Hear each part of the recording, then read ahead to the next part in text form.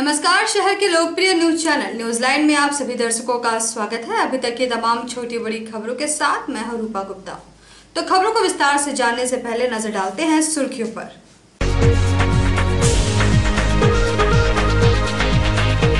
नवरात्र के चौथे दिन मां के चौथे स्वरूप कुसुमांडा देवी की हुई पूजा अर्चना। मां कुसुमांडा संकटों से दिलाती है मुक्ति। उपायुक्त ने कस्तूरबा गांधी बालिका विद्यालय के विभिन्न कक्षाओं में नामांकन के लिए सूची अनुमोदन को लेकर संबंधित विधायक व पदाधिकारियों के साथ की बैठक, दिए कई आवश्यक दिशा निर्देश। धरने पर बैठा वायुसेना का जवान, सगे भाइयों पर लगाया जमीन कब्जा करने का आरोप। और राज्य में कानून व्यवस्था पूरी तरह कंट्रोल में, कहा स्वास्थ्य मंत्री बन्ना गुप्ता ने।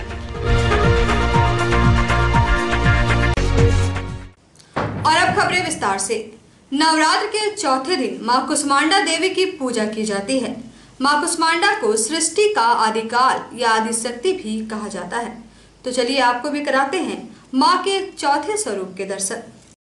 नवरात्रि के चौथे दिन कुसुमांडा मां की पूजा अर्चना का विधान है। नवरात्रि का चौथा दिन माता कुसुमांडा को समर्पित है। मां कुसुमांडा संकटों से मुक्ति दिलाती है। पौराणिक मान्यताओं के अनुसार मां कुसुमांडा की पूजा करने से आयु, यश, बल और स्वास्थ्य में वृद्धि होती है। मां कुसुमांडा की विधि विधान से पूजा करने से मनवांछित फल प्राप्त होता है। मान्यता है कि मां कुसुमांडा संसार को अनेक कष्टों और संकटों से मुक्ति दिलाती है। इस दिन लाल रंग के फूलों से पूजा करने की परंपरा है, क्योंकि मां कुसुमांडा को लाल रंग के फूल अधिक प्रिय हैं। कुसुमांडा देवी को अष्टभुजा भी कहा जाता है। इनकी 8 भुजाएं हैं। मां ने अपने हाथों में धनुष, बाण, चक्र, गदा, अमृत कलश, कमल और कमंडल धारण किए हुए हैं। वहीं 8वें हाथ में सभी सिद्धियों और निधियों की जपमाला सुसज्जित है। मां कुसुमांडा का वाहन सिंह है। झारखंड में कानून व्यवस्था पूरी तरह कंट्रोल में है। इक्का दुक्का घटनाओं को छोड़कर पूरे राज्य में शांति है, यह कहना है स्वास्थ्य मंत्री बन्ना गुप्ता का। उन्होंने यह बातें पत्रकारों से बातचीत के दौरान कही। स्वास्थ्य मंत्री बन्ना गुप्ता ने मंगलवार को पत्रकारों से बात करते हुए कहा कि राज्य की कानून व्यवस्था पूरी तरह कंट्रोल में है। इक्का दुक्का घटनाओं को छोड़कर पूरे राज्य में शांति है। राज्य की हेमंत सरकार कानून तोड़ने वालों के खिलाफ सख्त कार्रवाई भी कर रही है। स्वास्थ्य मंत्री ने कहा कि भाजपा शासित उत्तर प्रदेश में विधि व्यवस्था गड़बड़ है। झारखंड में सरकार पूरी तरह सख्त है।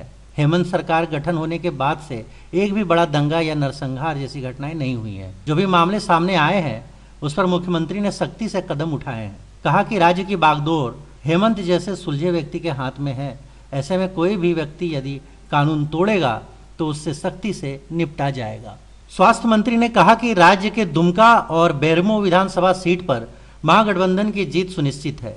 जनता हेमंत सरकार के कार्यकाल को देख रही है और यह भी जानती है कि हेमंत सोरेन के हाथों में ही राज्य का भविष्य सुरक्षित है। स्वास्थ्य मंत्री ने कहा कि बिहार में जनता नीतीश से त्रस्त हो चुकी है।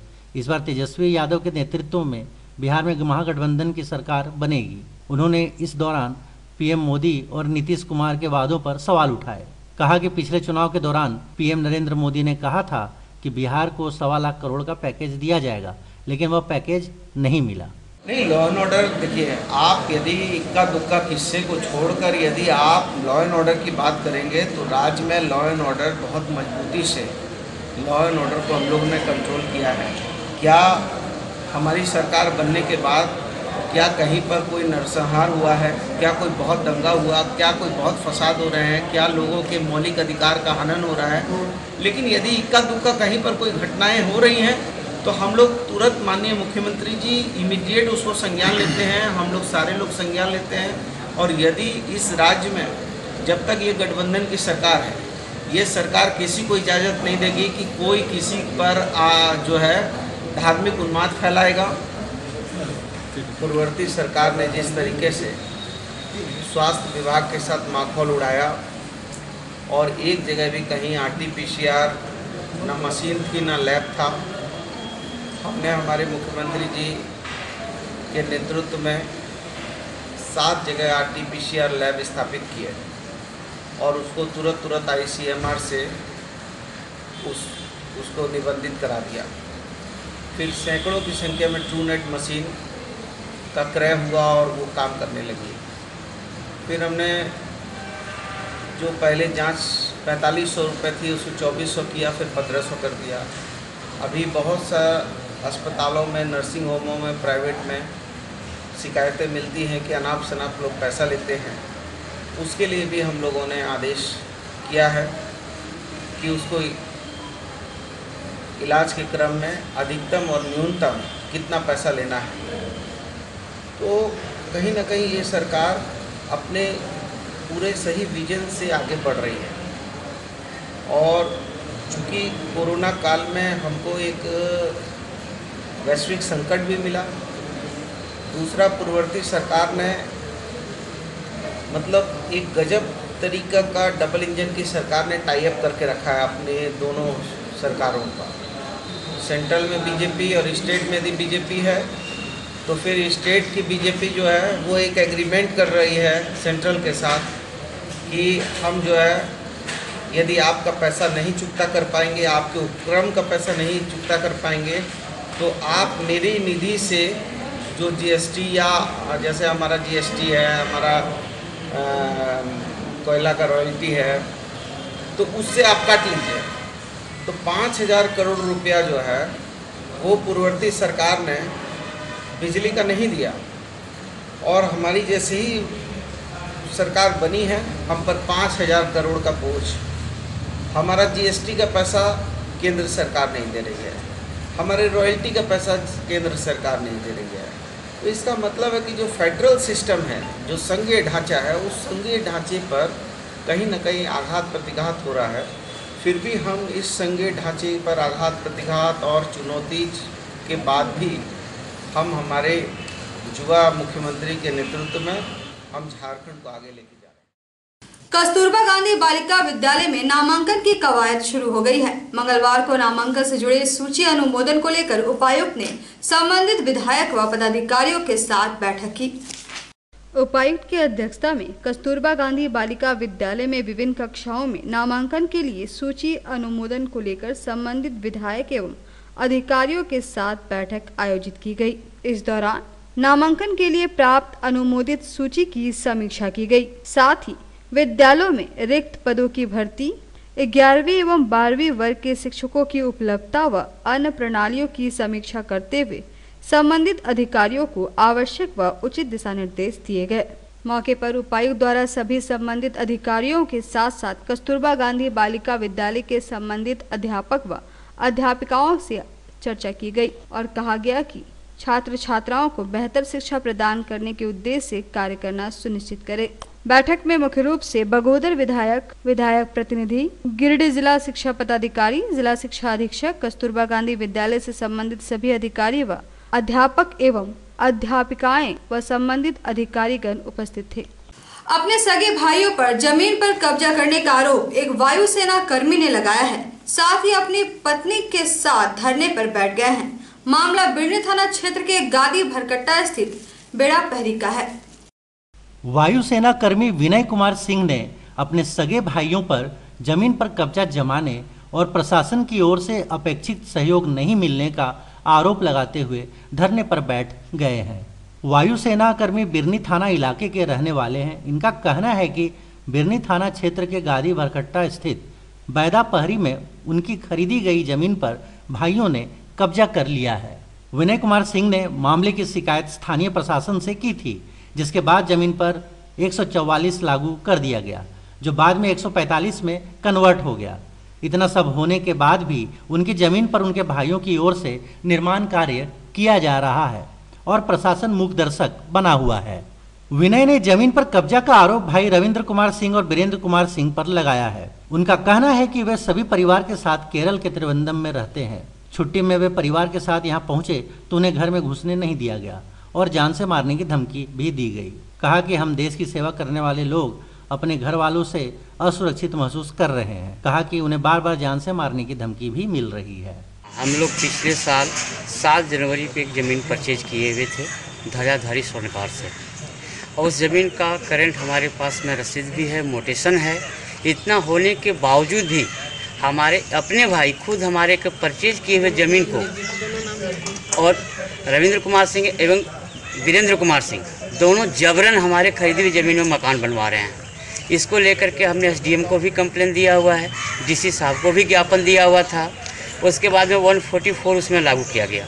144 ख़त्म होने से पहले उसको 145 में कन्वर्सन किया गया है। उसके बाद में फिर हमने कोर्ट से स्टे के लिए मांगा तो एसडीएम साहब ने फिर दोबारा हमें जो है सो 2 दिन के लिए मोहलत के लिए बोला कि 2 दिन के बाद ही मैं दे सकता हूँ। और इसी समय का जो है सो उपयोग करते हुए वो लोग जो है कि उसमें निर्माण का कार्य दिन और रात लाइट जला करके उसमें कर रहे हैं और लोकल प्रशासन रोकने के लिए तैयार नहीं है। लोकल प्रशासन का भी लोगों से मिली भगत है, पुलिस आती है वो भी घंटों बीतने के बाद में और काम जो है सो बदस्तूर जारी है। और हम चाहते हैं कि इस मामले में प्रशासन दखल दे और दखल दे करके इसको अविलंब उसको रोके। और अगर प्रशासन रोकने में कामयाब नहीं होती है तो आज हम डीसी ऑफिस के सामने आमरण अनशन पर बैठे हुए हैं और जब तक ये सॉर्ट नहीं होगा हम इसी अनशन में बैठे हुए ताकि क्यों ना हमारी इसमें जान ही ना चले जाए। देवरी के क्षेत्रों में मंगलवार को दुर्गा पूजा के अंतिम मंगल हाट को लेकर बाजार में काफी भीड़ भाड़ रही, जिससे घंटों जाम की स्थिति बनी हुई थी। देवरी के क्षेत्रों में मंगलवार को दुर्गा पूजा के अंतिम मंगल हाट को लेकर काफी भीड़ भाड़ देखी गई, जिसके कारण पूरा चतरो चौक घंटों तक जाम रहा, जिससे लोगों को काफी परेशानी हुई। इधर इस भीड़ भाड़ को देखते हुए देवरी पुलिस भी काफी परेशान रही। घंटों मशक्कत के बाद जाम को हटाया जा सका और पुनः यातायात फिर से चालू हुआ।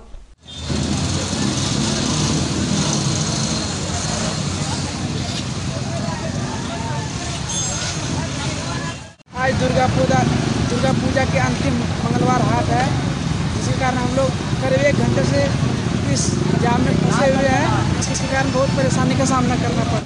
सदर प्रखंड के सभागार में बीडीओ गौतम कुमार भगत की अध्यक्षता में प्रखंड कर्मचारियों के साथ एक बैठक हुई। बैठक में कई योजनाओं को लेकर समीक्षा की गई। सदर प्रखंड के सभागार में बीडीओ गौतम कुमार भगत की अध्यक्षता में प्रखंड कर्मचारियों के साथ एक समीक्षात्मक बैठक हुई। बैठक में गरीब कल्याण योजना, प्रधानमंत्री आवास योजना, डोभा निर्माण सहित कई योजनाओं पर चर्चा की गई। मौके पर एई, जेई, पंचायत सेवक, रोजगार सेवक, बीपीओ सहित कई लोग उपस्थित थे। डोभा है और तालाब है, कौन कौन बंद होगा देखिए। नहीं, हम जो बोल रहे हैं सुनते नहीं, ये बंद होगा बोलिए। इसके बाद गुरुराम पंडित की जमीन पर डोभा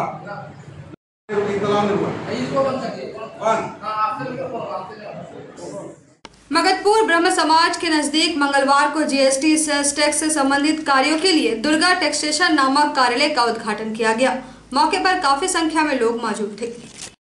जीएसटी सेल टैक्स व इनकम टैक्स संबंधित कार्यों की ऑनलाइन प्रक्रिया के लिए मंगलवार को मगधपुर ब्रह्म समाज के नजदीक नव दुर्गा टैक्सेशन नामक प्रतिष्ठान का उद्घाटन किया गया। मौके पर प्रतिष्ठान के संचालक गौतम पांडे, अधिवक्ता चंदन सिन्हा, अधिवक्ता राजीव सिंह, ज्योति सिन्हा, लखन बर्णवाल, दीपक पांडे, रामचंद्र पांडे सहित कई लोग उपस्थित थे।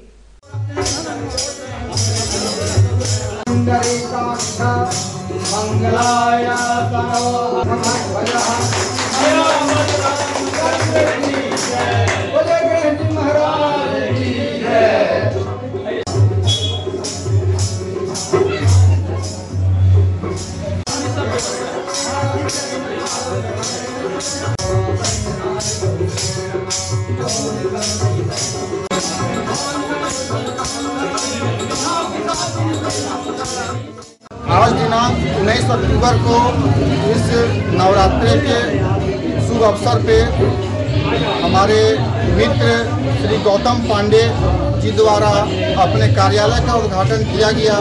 ये कार्यालय GST, sales tax, income tax से संबंधित है। व्यवसायियों को सुविधा देने के लिए टैक्स प्रकरण का जो मामला आता है और परेशानी आती है उसे दूर करने के लिए ये यहाँ हैं और सेवा देंगे। इस मौके पे कई लोगों ने सहयोग किया, जैसे समाज सेवी लखन बर्णवाल और राजकर आयुक्त खुद यहाँ पर आए और उन्होंने मनोबल और उत्साह बढ़ाया। साथ ही साथ ऑफिस कार्यालय का उद्घाटन भी किया। तीसरी मुख्यालय में डीआरडीए आलोक कुमार के नेतृत्व में पंचायत कर्मियों व मुखिया के साथ बैठक हुई। बैठक में पंचायत के चहुमुखी विकास को लेकर समीक्षा की गई। तीसरी मुख्यालय में डीआरडीए आलोक कुमार के नेतृत्व में पंचायत कर्मियों व मुखिया के साथ बैठक हुई। बैठक में मुख्य रूप से पंचायत की चौमुखी विकास को लेकर समीक्षा की गई, जिसमें भीमराव अंबेडकर व प्रधानमंत्री आवास योजना, दीदी किचन, पुराने आवास, मुर्गी पालन, बकरी पालन सहित कई योजनाओं पर चर्चा हुई। बैठक में डीआरडीए आलोक कुमार ने कहा कि असंगठित व प्रवासी मजदूरों को रोजगार के साथ साथ किसान के उत्थान के लिए सरकार की विभिन्न योजनाओं को गांव-गांव में उतारना है, जिससे किसान व मजदूर को रोजगार मिल सके।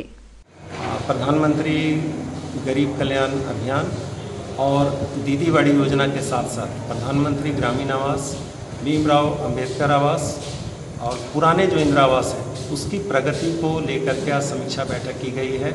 और जो हमारा पंचायत का संगठनात्मक ढांचा है, ग्राम के स्तर पे जो भी असंगठित क्षेत्र के मजदूर जो शारीरिक श्रम करना चाहते हैं वो मनरेगा के अंतर्गत में जो अनुमान योजनाओं के तहत में अपने आप को इंगेज कर सकते हैं।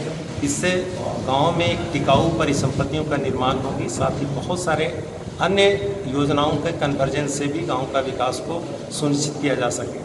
आप सभी जानते हैं कि राष्ट्रीय दलहन मिशन, राष्ट्रीय तिलहन मिशन, राष्ट्रीय डेयरी डेवलपमेंट बोर्ड के फिशरी मछली उत्पादन को लेकर, बकरी पालन, सुअर पालन को लेकर के, डेयरी प्रोडक्ट को लेकर के या अन्य चीज़ें जो हैं, इन टोटलिटी में अगर विकास किया जाए तो किसानों की क्रय शक्ति को बढ़ाया जा सकता है और किसानों के जीवन स्तर को सुधारा जा सकता है। तो आज के इस बुलेटिन में बस इतना ही। हम फिर मिलेंगे अगले बुलेटिन में कुछ और खबरों को लेकर।